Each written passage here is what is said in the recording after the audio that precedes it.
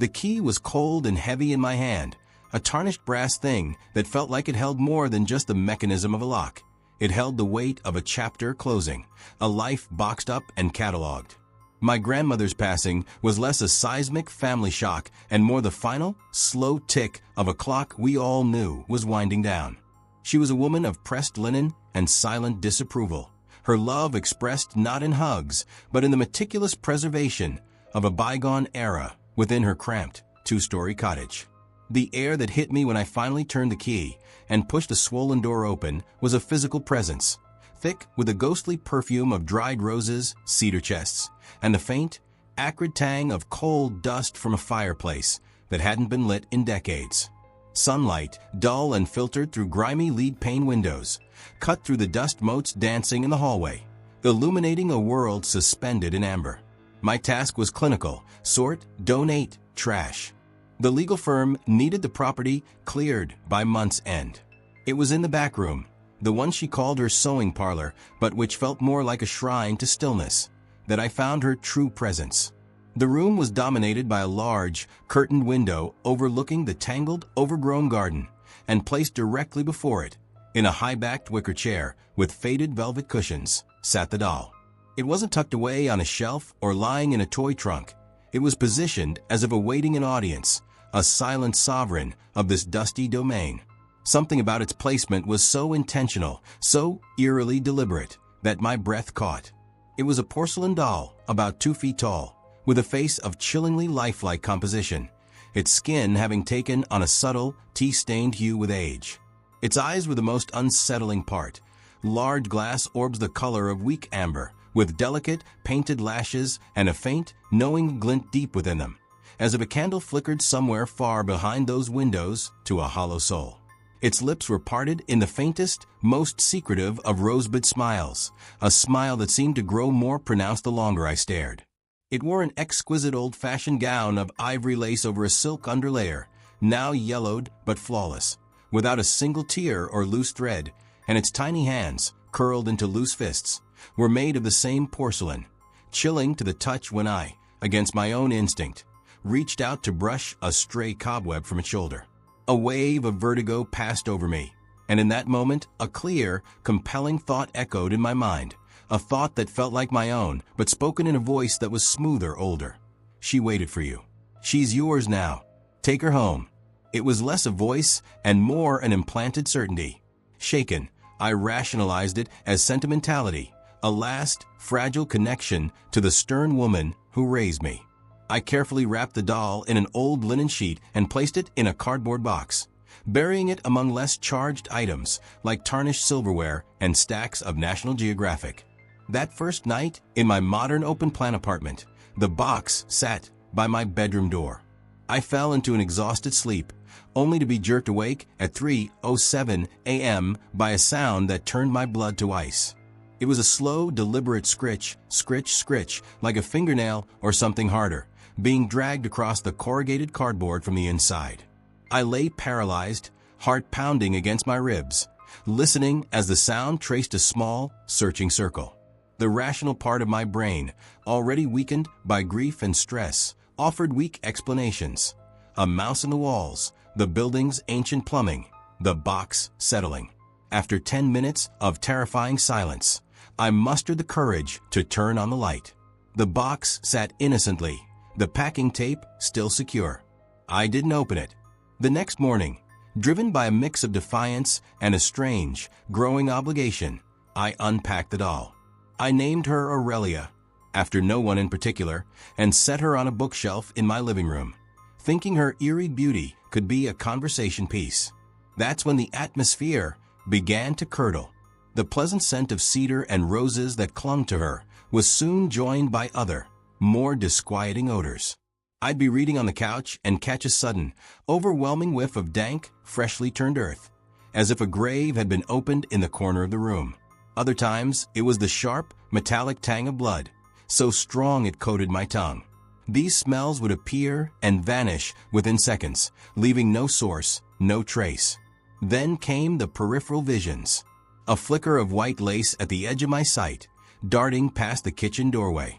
The distinct, short silhouette of a child-sized figure standing motionless at the end of the dark hall when I got up for water at night. A silhouette that dissolved when I turned my head directly towards it. I started feeling watched with an intensity that made my skin crawl, a prickling, hostile attention that felt heaviest when I was alone with Aurelia on her shelf. The nightmares were relentless, cinematic horrors where I'd be trapped in my grandmother's cottage. The doll grown to human size, its painted smile now a wide, hungry gash, chasing me through endless, dark rooms with silent, shuffling steps, its porcelain fingers clicking together. I'd wake not screaming, but gasping, trapped in sleep paralysis, a crushing, icy weight on my chest, and in the utter blackness of my room, I'd sense a small, cold presence standing next to the bed, just watching, waiting for me to fully see it. The phenomena escalated from sensory to physical. I'd find my house keys in the freezer, buried under frozen peas. A chef's knife from my block would be laid neatly, blade pointing inward, on the center of my pillow. Worst were the notes. In my own handwriting, on sticky pads and in the margins of my work documents, I'd find phrases I had no memory of writing. "She's almost here," scrawled over a client memo.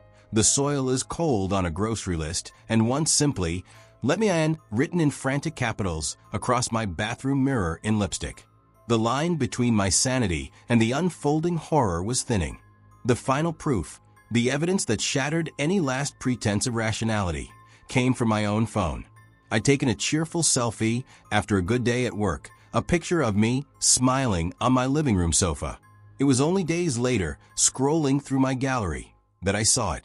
In the dark, reflective glass of the picture window, behind me, clear as day, was the reflection of the room.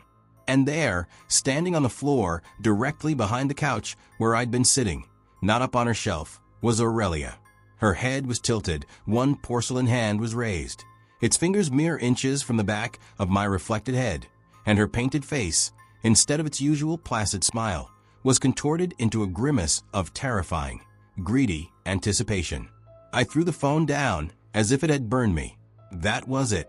With trembling hands, I wrapped the doll in the same linen sheet, sealed it in a new, sturdy box with copious amounts of tape, and drove it across town to a charity thrift store.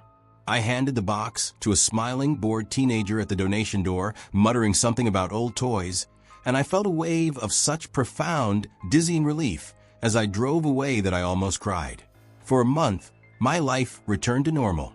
The smells vanished, the sleep paralysis ended, the nightmares faded. I almost convinced myself I'd imagined it all, a stress-induced psychotic break. Then, while idly scrolling through local news on my laptop, a small headline caught my eye. "Fatal fire claims life in Oakwood Terrace." I clicked. The article detailed an overnight house fire in a quiet, elderly neighborhood. A single casualty, an 82-year-old woman named Eleanor Green, who lived alone. The fire marshal cited faulty wiring as the likely cause.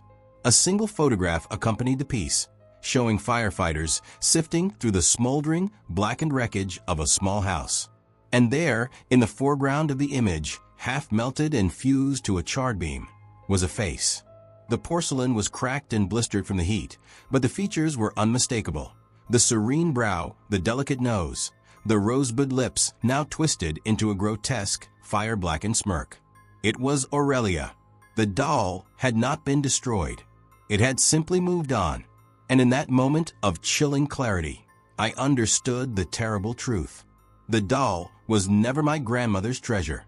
It was her jailer, a silent, possessive guardian that had tethered her to that house, to that chair, to a life of lonely stillness. And I, in my ignorant sentimentality, had not set a spirit free.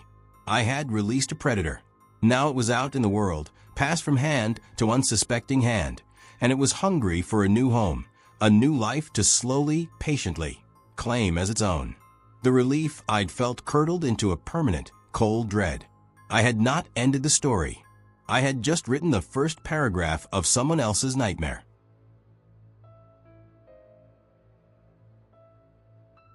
The Sunday flea market was my church, a sprawling, dusty cathedral of other people's discarded lives under the relentless gaze of the summer sun.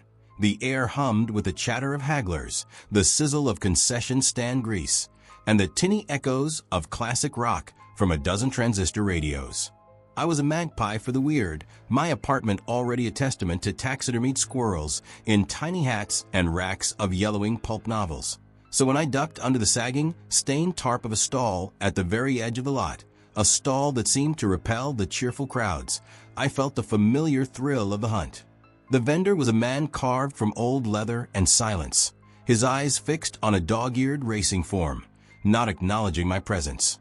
His tables were a graveyard of junk.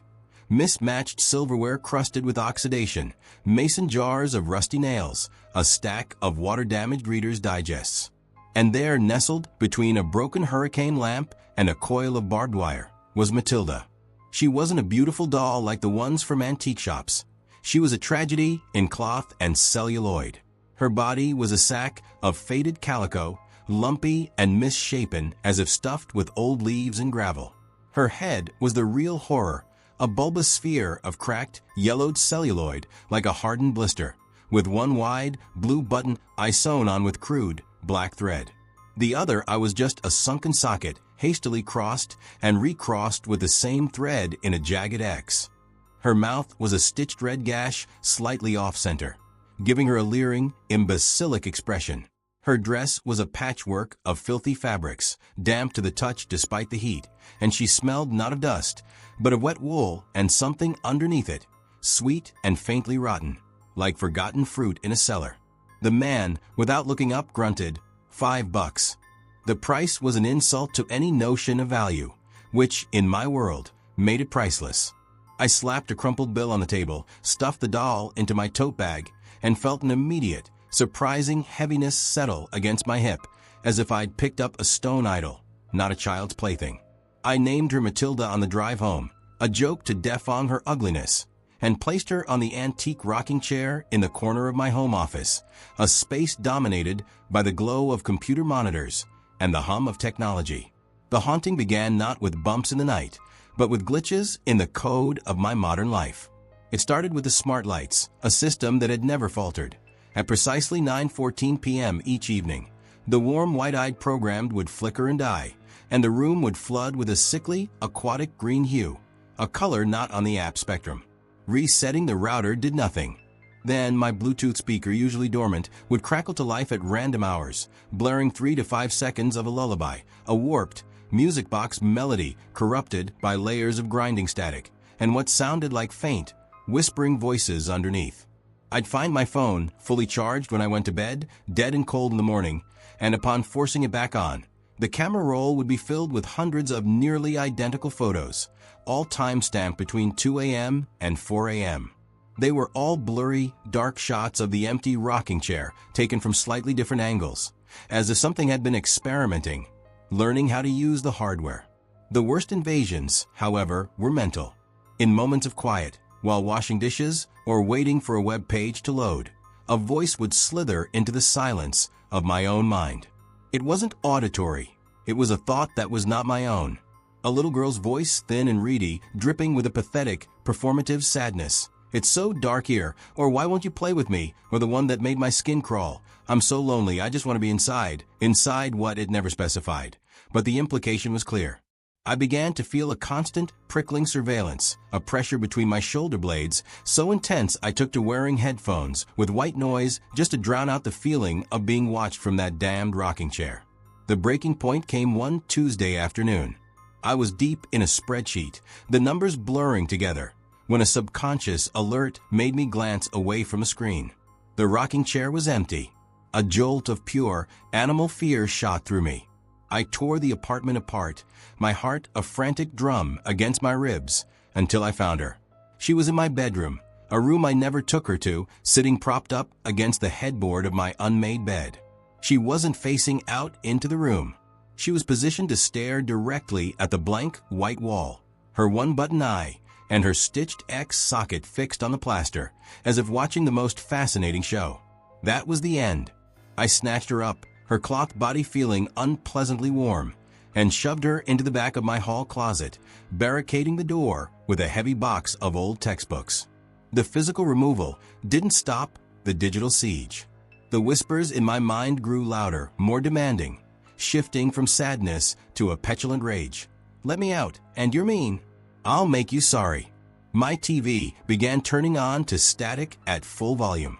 My laptop, while I was on a video call for work, typed a string of gibberish into the chat box. "My flesh is dry, I need home." I was unraveling. I knew I had to destroy her. I decided on fire, a purifying element. I took Matilda out to my small, concrete backyard patio as dusk fell. I placed her in a cheap aluminum barbecue grill, doused her in lighter fluid, and without ceremony, struck a match. The flame touched her damp dress and caught with a soft hump. For a second, nothing. Then, the doll's cloth body seemed to convulse. A sound erupted, not a crackle of burning fabric, but a high-pitched, distorted, digital shriek that seemed to tear through the very air, a sound of pure data agony. As the flames licked up to her celluloid head, her one good button, I popped with a sickening sizzle, spraying a tiny jet of steam. And then, the emotion hit me. It was a wave of such profound, suicidal despair that it dropped me to my knees. It was an alien sadness. A century of loneliness and rejection poured directly into my soul. I found myself sobbing uncontrollably, the grief so vast I wanted to claw my own skin off, to crawl into the grill and let the flames take me too.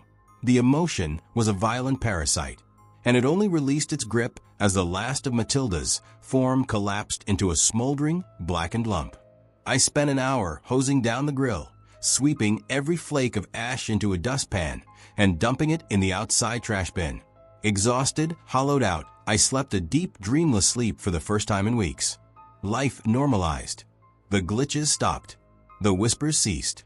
I was cleaning out my phone a month later, deleting old files, when I found it. A single video file, nestled in an obscure folder. It was dated the night of the burning. The file name was just a string of numbers, 02141927. With a leaden feeling in my gut, I pressed play. The footage was grainy, in night vision green. The perspective was low to the ground, peering out from a dark, confined space. The crack under my closet door was clearly visible, a strip of light from the hall. The video showed my own hand reaching in, grabbing the doll's arm, the view lurching violently as I yanked her out.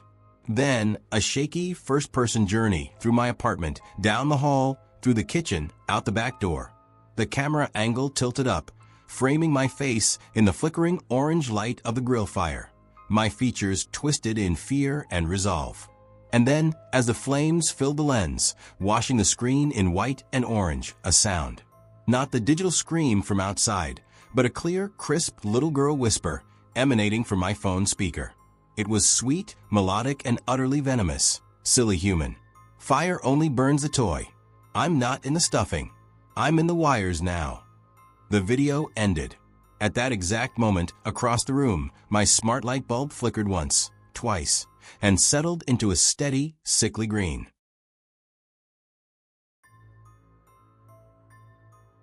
My wife Elena's family history was a tapestry of old-world superstition and stoic resilience, a lineage of tough, pragmatic women who had weathered wars and crossed oceans.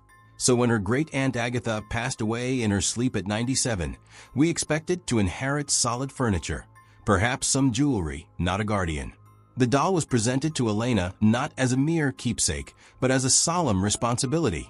Aunt Agatha's lawyer, a man with the demeanor of an undertaker, used words like custodianship and continuity. The doll, named Anastasia, was breathtakingly beautiful in an austere, haunting way. Her head was made of fine matte bisque, her features painted with an artist's delicate hand. High cheekbones, a slender nose, lips the color of a faded rose. Her most striking feature was her hair, real human hair, a cascade of dark auburn curls that felt sinfully soft to the touch, arranged in an intricate style from a century past. Her eyes were glass, a deep, soulful brown that held an expression of infinite, melancholic patience. They didn't just follow you, they understood you, weighing your worth with a timeless gaze. Elena, a historian specializing in material culture, was enthralled.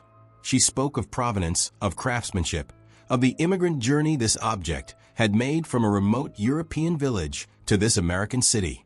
To her, it was a priceless document. To me, even then, it felt like a silent, judging passenger.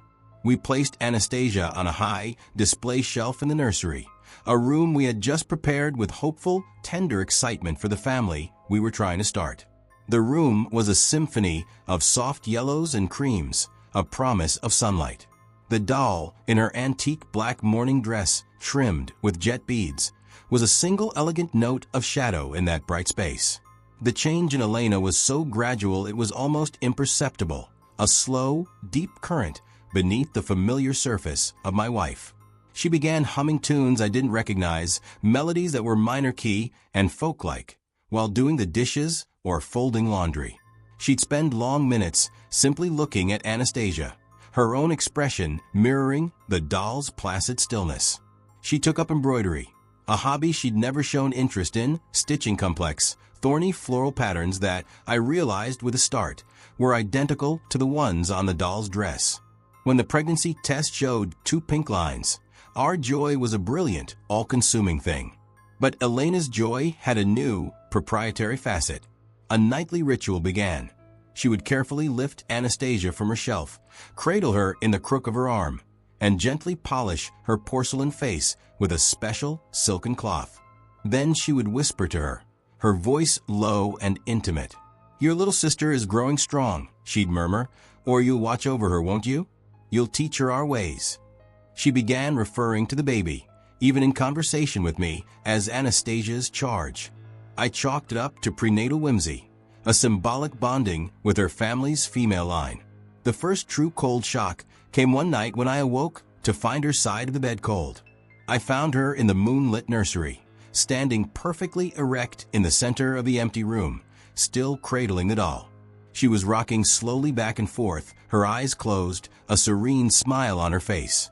"She told me it's a girl," Elena said, her voice not her own. It was dreamy, distant, as if speaking from underwater.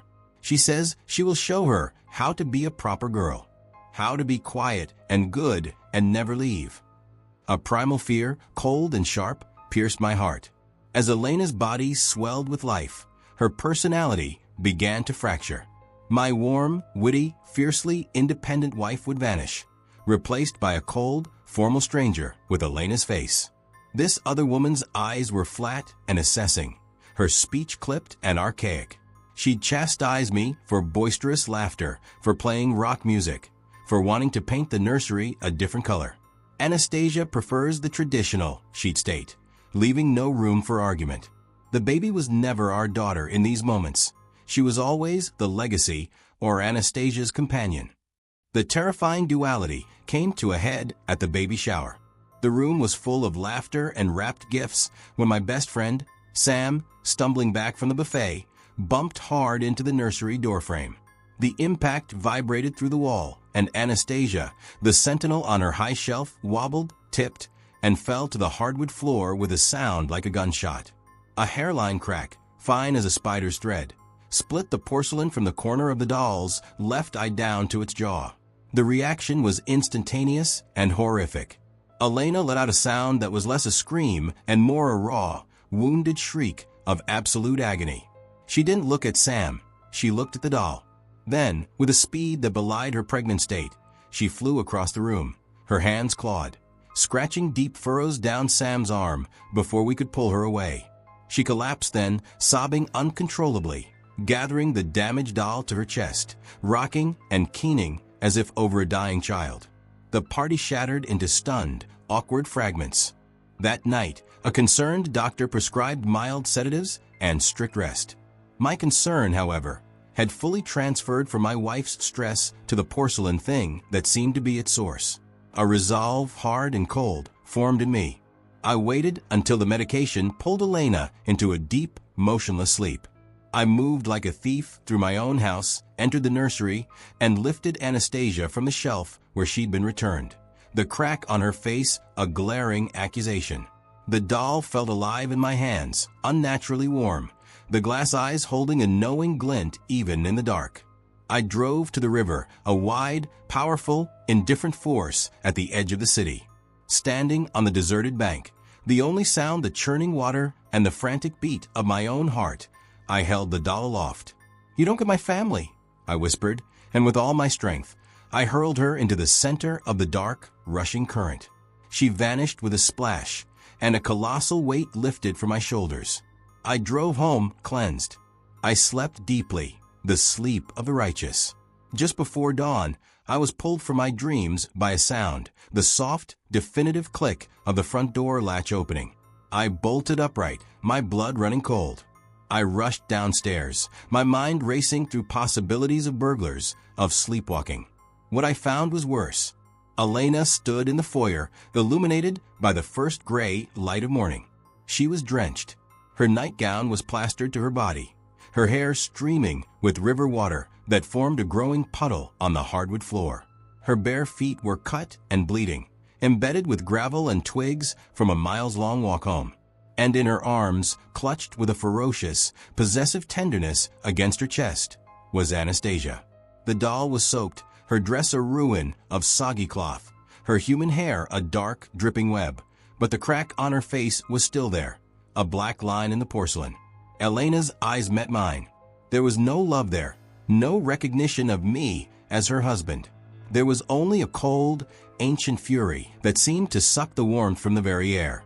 Her lips parted, and a voice emerged, but it was not Elena's.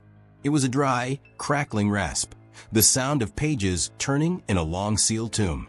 It spoke through my wife's mouth, the words measured and terrible. "You will never," it stated, each syllable a chip of ice, "separate us again. The child is ours.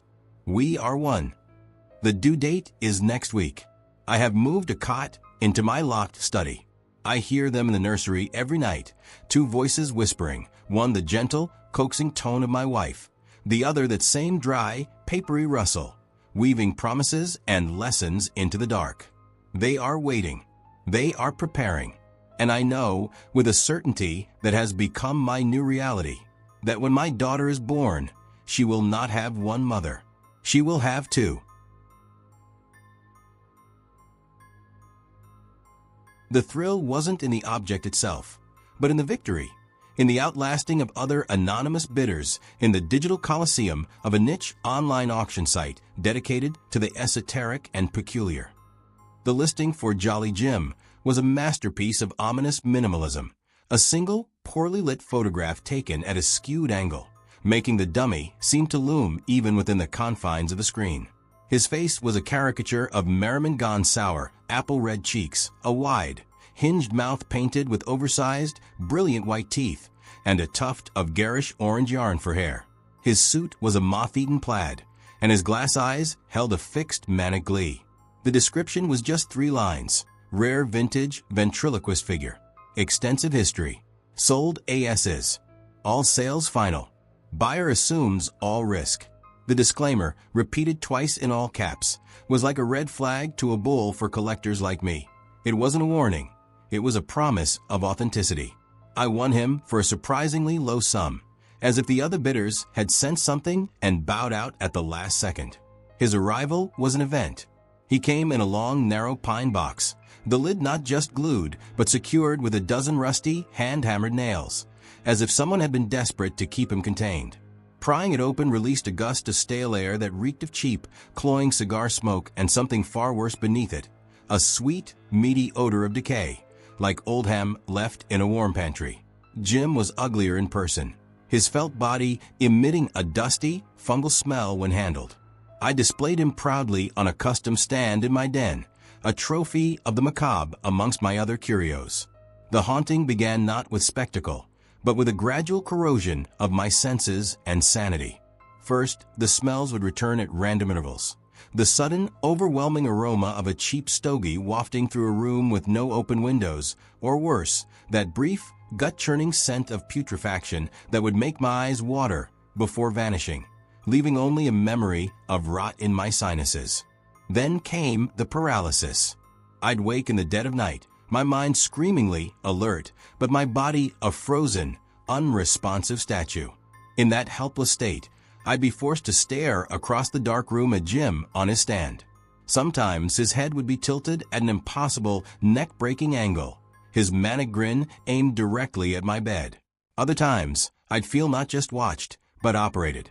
A vile, psychic pressure would push against the inside of my skull, a sensation of greasy, invisible fingers probing my motor cortex, trying to find the levers and strings to make me dance.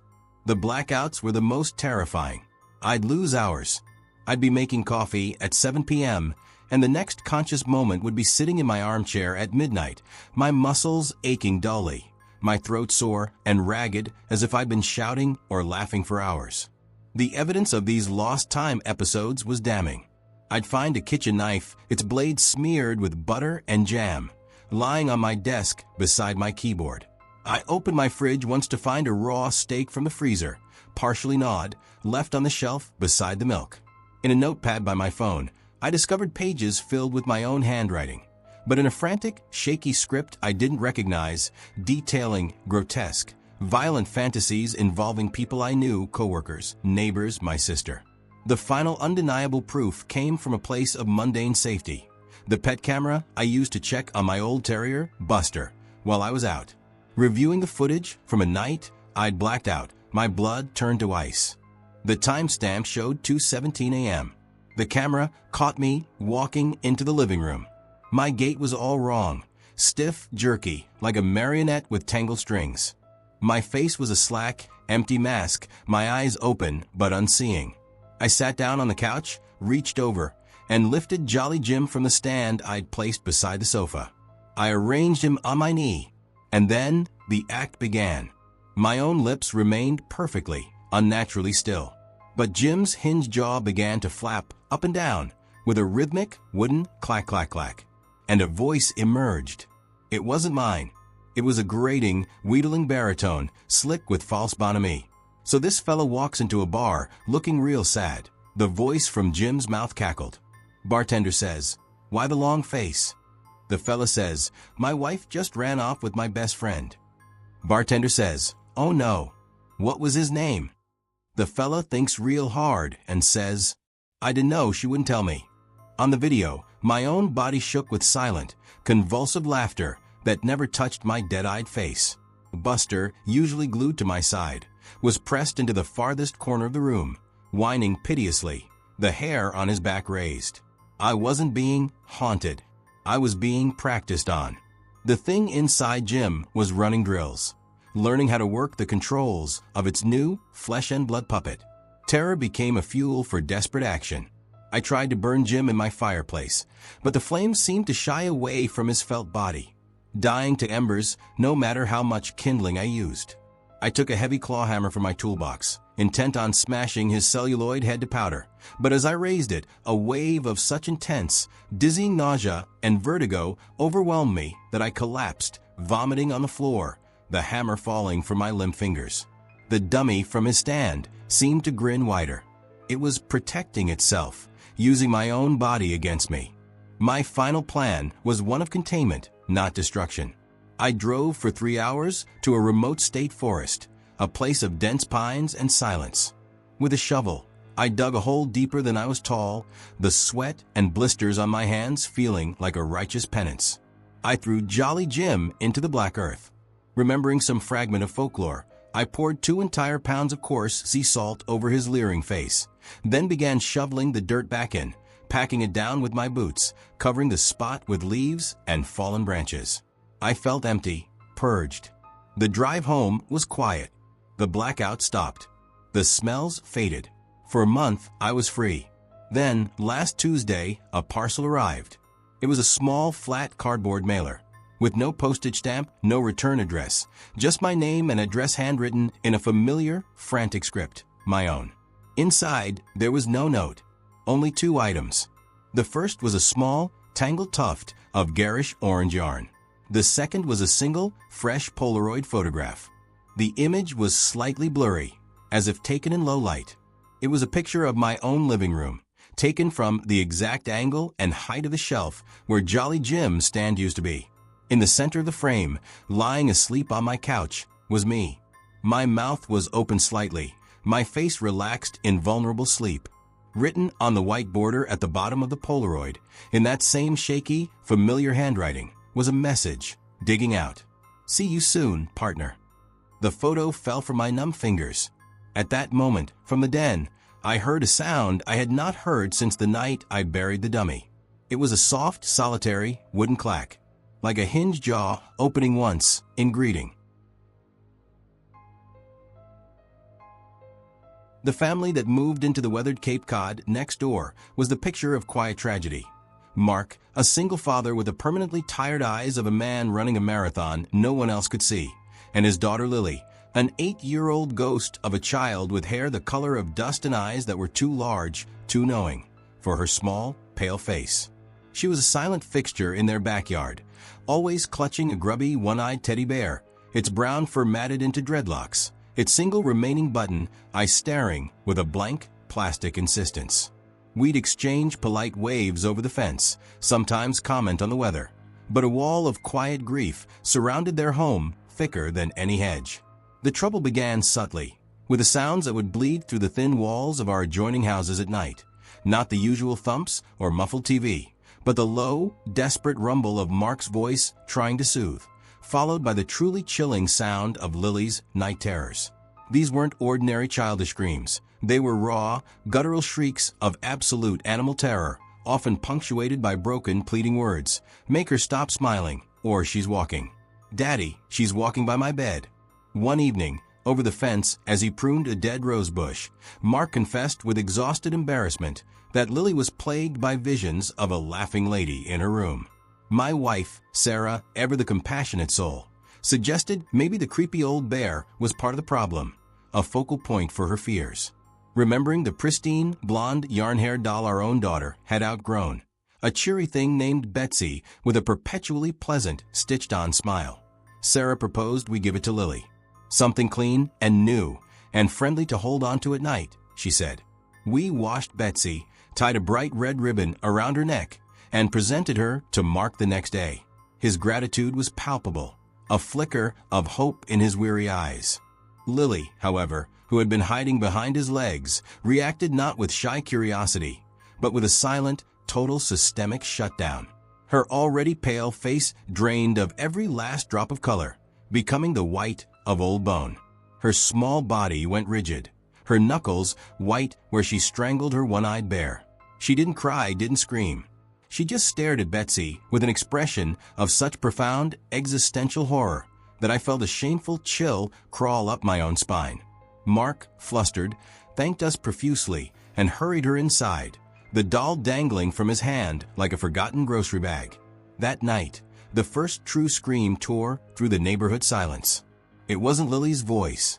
It was lower, ragged, a sound of pure, untenable agony that seemed to warp the air itself. It was followed by the crash of furniture and Mark's frantic, shouting pleas. It happened again the next night, and the night after that. Once, we saw the cool blue flash of police lights painting our walls. A wellness check, we learned later. Through the walls, we'd hear Lily's voice, now a broken, raspy whisper begging. "Please, she's in the closet. She talks without moving her mouth. She wants me to play with her forever." We saw Mark a week later, burning trash in a rusty oil drum in his backyard. As a coil of black smoke rose, we caught a glimpse of something curling in the flames, a flash of blonde yarn hair, the bright red of a ribbon being consumed. He'd destroyed Betsy.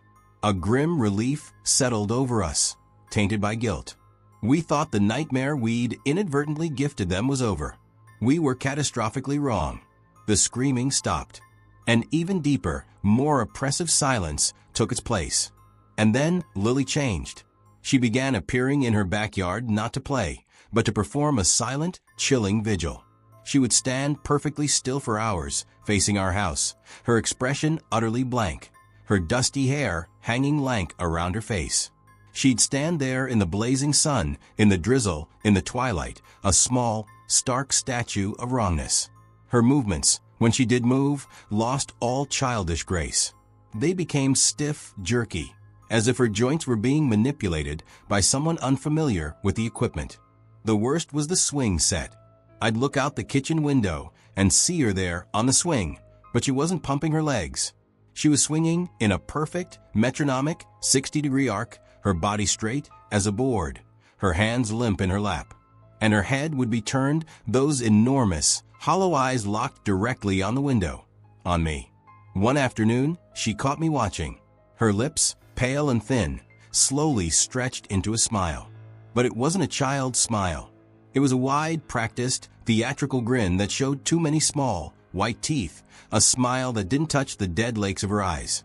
It was a smile learned from someone or something that had only studied the concept of happiness from a distance. Mark came over last week, a shell of a man. He stood on our porch, but didn't meet our eyes, staring at a crack in the concrete. "She asks about you," he mumbled, his voice stripped of all emotion. "She calls you the new friends. She wants to show you her other doll, the old one, the one she talks to now. She says it's been lonely, but it's learning new games." He left without another word. The final night, the night that broke any last pretense of normalcy, I woke up parched, my mouth dry, with a fear I couldn't name. I slipped out of bed and padded to the kitchen for water. The moon was full, washing the world in a monochrome silver blue. I glanced out the window over the sink, and my body turned to stone. Lily was in her backyard. She was standing in the center of the patchy lawn, illuminated by the unforgiving moonlight. And she wasn't alone. She was holding the hand of her grubby, one-eyed teddy bear. But she wasn't clutching it to her chest. She was holding its stuffed paw upright, as if it were standing beside her, a companion on a midnight stroll. And it was. The bear's stubby, cloth legs were moving, not with the sway of a carried toy, but in a jerky, shuffling, independent gait. A left foot, a right foot, a sickening little shuffle forward.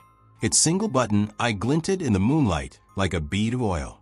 They were walking in a slow, solemn circle around the perimeter of the yard, Lily's head lolling gently on her shoulders, her own eyes closed, that terrible, peaceful smile on her face. The bear, held aloft by her hand, was leading her. As they completed their circuit and came to a stop, Lily's eyes snapped open. They didn't turn with her head. They swiveled in their sockets, independent of her body, and fixed directly on me, standing in the dark kitchen window. The bear's head, with a faint, rustling sound of shifting stuffing, creaked upwards on its neck to look as well. For a long, endless second, the three of us stood in that silent tableau, the possessed child, the animated toy, and the terrified witness. Then, slowly, deliberately, Lily raised her free hand. Not the one holding the bear, the other one. She lifted it, palm facing me, and her fingers began to curl inward and extend, one by one, in a slow, grotesque wave. "We are moving out tomorrow. The boxes are packed, the truck is rented." But as I seal the last crate, a deep, frozen certainty has settled in the marrow of my bones. We didn't give the curse to Lily. We were never the benefactors. We were the delivery system. We showed the thing that was attached to that old one-eyed bear where to find a new, more interesting toy, a bright, clean doll from a happy home. And when it was done with that toy, it didn't go away. It looked next door. It saw us. It saw our life, our warmth, our future. It followed the scent of our normalcy back to its source. I keep checking the boxes, but I know it's pointless. It's not in a box. It's in the wires of the lamp I'm using, in the reflection of the window I'm staring into, in the silent spaces between the beats of my heart. It followed us. It's in the car somewhere, or tucked into the lining of a suitcase, or folded into the pages of a book. It is patient. It is hungry. And it is waiting for the new house, with its empty rooms and its fresh, silent walls. It is waiting for the new nursery we will one day paint. It is waiting, with infinite malicious patience, for our turn.